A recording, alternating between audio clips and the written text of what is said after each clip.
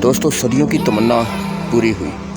जी हाँ, मुझे लगता है कि वाकई ये सदियों की तमन्ना ही है, क्योंकि जिस तरह से लॉकडाउन में घर में कैद रहे हैं, उस हिसाब से अगर मैं देखा जाए तो एक दिन एक साल के समान लगता था।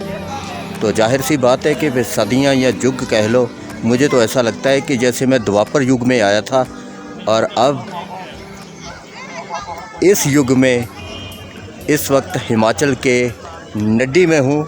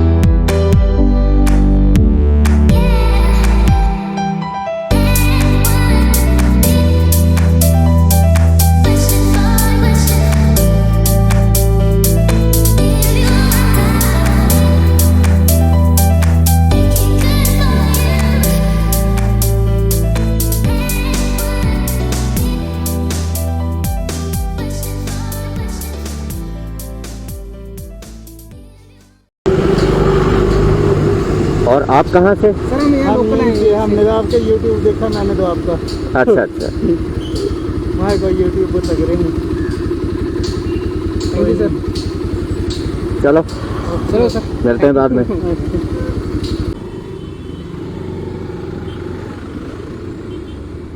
तो दोस्तों, बहुत ही अच्छा लगता है जब आपको इस तरह से आपके सब्सक्राइबर मिलते हैं और रास्ते में आपको हेलो बोलते हैं, आपको थोड़ा चेज़ करते हैं, पीछे आते हैं और सडनली आपको आकर बोलते हैं कि सर आपके वीडियो अच्छे लगते हैं। एनीवे, इस वक्त मैं धर्मशाला से तकरीबन 10 किलोमीटर पीछे हूँ।